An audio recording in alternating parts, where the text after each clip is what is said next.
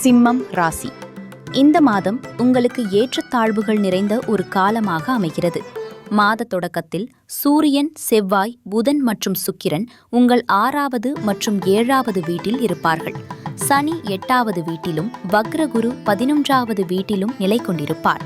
அதே நேரத்தில் கேது உங்கள் ராசியிலும் ராகு 7வது வீட்டிலும் பயிற்சி செய்வதால் இந்த கிரக நிலைகளின் காரணமாக உங்கள் வாழ்க்கையில் சில குழப்பங்களும் சவால்களும் உருவாகலாம்.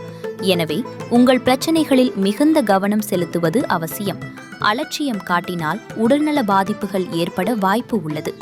காதல் விஷயங்களில் இந்த மாதம் சாதகமாக இருக்கும்.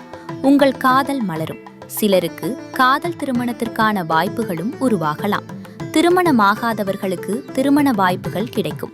திருமணமானவர்கள் சில சூழ்நிலைகளை பொறுமையுடன் சமாளிக்க வேண்டி இருக்கும். விஷயங்கள் கையை விட்டு வெளியேறாமல் இருக்க உங்கள் துணையின் உடல்நலத்தில் கூடுதல் கவனம் செலுத்த வேண்டும். படிப்படியாக நிலைமை இயல்புக்கு திரும்பும்.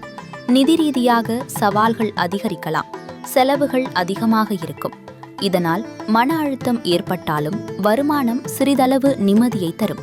குடும்ப வாழ்க்கையில் ஏற்றத்தாழ்வுகள் இருந்தாலும் சில நேர்மறையான மகிழ்ச்சியான தருணங்களும் உண்டாக்கும்.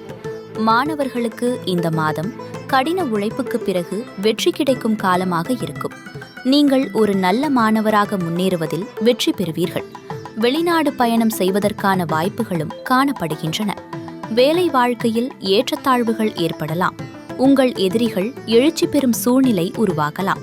அவர்களை புத்திசாலித்தனமாக சமாளிக்க வேண்டியது அவசியம். நீங்கள் இறுதியில் வெற்றி பெறுவீர்கள் என்றாலும் அவர்கள் உங்கள் நேரத்தை வீணடித்து மன அழுத்தத்தை ஏற்படுத்தக்கூடும். குருவின் செல்வாக்கால் பிரச்சனைகள் இருந்த போதிலும் உறவுகளில் அன்பும் அர்ப்பணிப்பும் மெதுவாக அதிகரிக்கும். உங்கள் தாயின் உடல்நலத்தில் குறிப்பாக கவனம் செலுத்த வேண்டும்.